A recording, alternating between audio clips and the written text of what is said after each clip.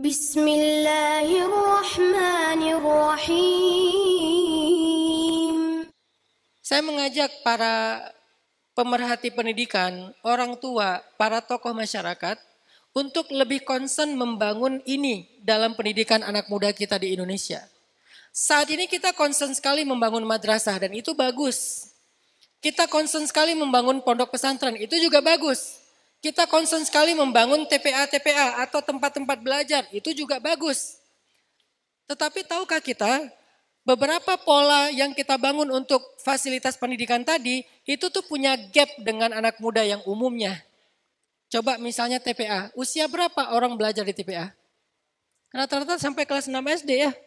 Begitu kelas 1 SMP, dia mulai jauh dari TPA. Begitu dia mulai masuk SMA, dia udah jarang ngaji. Bahkan dia belum bisa ngaji mungkin. Udah mulai meninggalkan sholat. Terakhir dia sholat itu kelas 6 SD. Terus siapa yang akan mengawal kesolehan dia? Kalau dia udah nggak lagi mengakses TPA, tidak lagi sekolah di madrasah, apalagi masuk pondok pesantren. Dia udah nggak mengakses lagi masjid. Dia nggak mengakses lagi lembaga-lembaga pendidikan Islam yang formal atau yang non formal.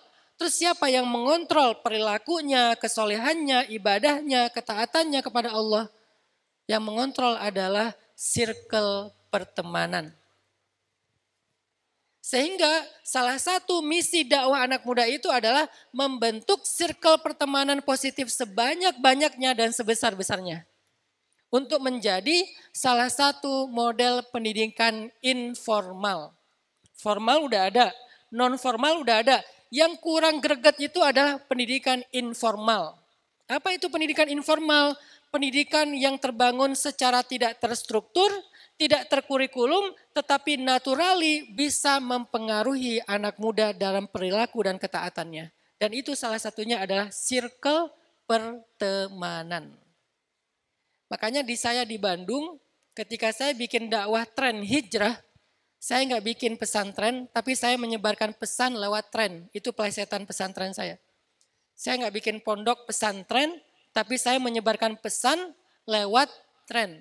Jadi saya bikin tren, lalu pesannya itu dilempar ke tren.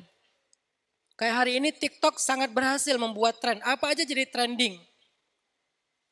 Dan trending itu kemudian diikuti oleh para influencer, para TikToker, para selebgram.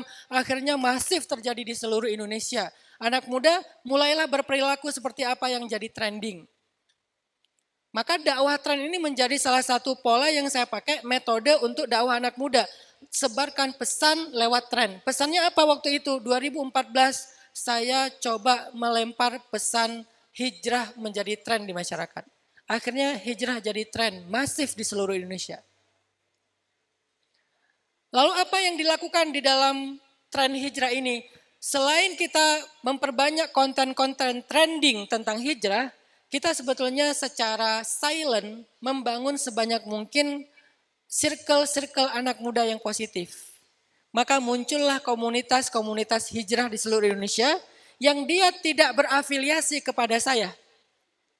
Dia bukan cabang pemuda hijrah saya. Kenapa? Kalau dia cabang berarti itu organisasi. Dan organisasi itu formal. Bukan seperti itu polanya. Saya sengaja bilang jangan bikin cabang. Kalian bukan bagian dari kami. Inisiatif aja. Kalian cari nama sendiri. Ada yang namanya hijrah apa, dan seterusnya. Akhirnya komunitas ini menjadi semacam pertemanan circle positif anak muda setelah mereka hijrah. Dan itulah cara kita membangun pendidikan informalnya anak muda. Ada yang membangun komunitas misalnya anti pacaran. Walaupun namanya macam-macam. Ada yang namanya kemarin jomblo visabilillah yang kita jadikan sebagai istilah anak muda itu jadi film kemarin kan layar lebar. Nama filmnya Jovisa, jomblo visabilillah. Sama Republika, jomblo visabilillah itu dijadikan nama satu event organizer dan komunitas juga. Nah mereka bikin komunitas artinya orang-orang yang gak mau pacaran tapi belum istiqomah untuk hidup sendiri. Godaannya kuat, dia belum kuat untuk melupakan mantan segala macam. Siapa yang menguatkan dia dalam fase hijrah status ini? komunitasnya. Sesama teman saling memberikan semangat, motivasi, kalimat-kalimat yang menyejukkan, saling memberi informasi di mana ada kajian, mereka ngumpul, mereka sharing. Itulah pendidikan anak muda hari ini Bapak Ibu. Selain pendidikan yang dibangun lewat platform sosial media. Anak kecil kita hari ini lebih lama berada di depan layar daripada di TPA. Di TPA cuma 1,5 jam, tapi screen time-nya mereka, waktu di depan layarnya mereka mungkin lebih dari 2 jam sehari. Anak SD. Coba kalau kita mau berpikir dan objektif. Lebih kebentuk oleh siapa anak kita hari ini? Oleh TPA-nya yang 1,5 jam itu pun gak full karena gantian sama temennya. Paling dia waktunya 5 menit ketemu sama gurunya. Sementara di depan layar dia itu private loh. 2 jam non-stop. YouTube, short, TikTok, segala macam. Dia nonton yang short-short itu selama lebih dari 2 jam per hari screen time-nya. Berarti siapa yang membentuk, mentarbiyah, menjadi guru, mentor, kiai, gus, ustadz, pembimbing bagi anak kita? Sosial media ini. Kita belum mampu membuat platform sosial media yang sesuai kebutuhan kaum muslimin. Sekurang-kurangnya maka kita tampil di sosial media sebagai influencer. Bukan sebagai seleb tapi sebagai influencer. Mempengaruhi, menginspirasi, mengajak, itulah fungsi para influencer. Lalu selain itu apa? Tadi, pertama kita tampil di sosial media sebagai influencer, yang kedua kita bangun sebanyak mungkin circle pertemanan anak muda berbasis hobi ataupun apa yang menjadi ketertarikan anak muda. Itu harus difasilitasi oleh masjid. Itu harus difasilitasi oleh pemerintah di desa itu atau pemerintah di daerah itu, difasilitasi, disupport, dikasih stimulus, diperhatikan. Misalnya masjid aware, perhatian sama anak muda. Bisa enggak ya Masjid Miftahul Jannah itu jadi tempat nongkrong anak muda? Apa yang bisa kita karyakan dari potensi di sekitar masjid? Oh, kita ada lahan kosong yang enggak kepakai. Coba bikin jadi mini soccer. Coba bikin jadi lapangan futsal. Harus di sebelah masjid. Coba bikin kafe yang dikelola sama anak muda. Yang setiap waktu azannya dia break dulu untuk sholat berjamaah. Nanti anak mudanya dididik untuk jadi barista. Nanti anak mudanya dididik untuk jadi barista. Anak muda dididik tentang hospitality. Dia kerja di kafe, dia mulai mandiri, punya income.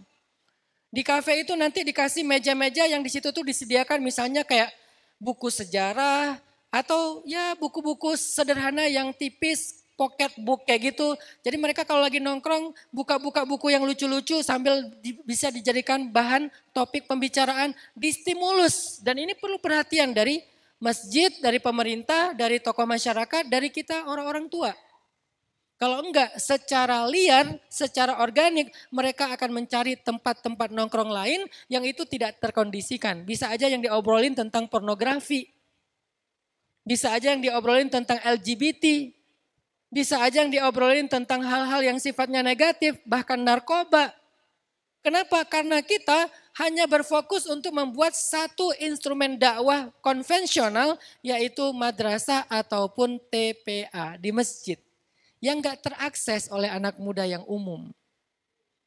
Jadi bukan kita mau menyediakan tempat main di masjid, bukan ya. Tetapi masjid lebih aware dengan kebutuhan anak muda. Akhirnya yang main futsal siapa? Anak muda. Siapa tahu nanti di situ kayak dibikin semacam perkumpulan habis main futsal, yuk kita nongkrong 10 menit aja, bedah kitab Riyadhus Shalihin atau bedah kitab Arba'in Nawawiyah yang ringan-ringan dulu aja. Satu hadis habis main futsal, nanti mereka jadi tahu apa itu Islam, apa itu iman, apa itu ihsan, apa itu tasawuf. Mereka belajar pelan-pelan, dibimbing oleh ustadz muda yang main juga bareng dengan mereka. Itu luar biasa pengaruhnya. شكرا يا ربي شكرا هديت قلبي شكرا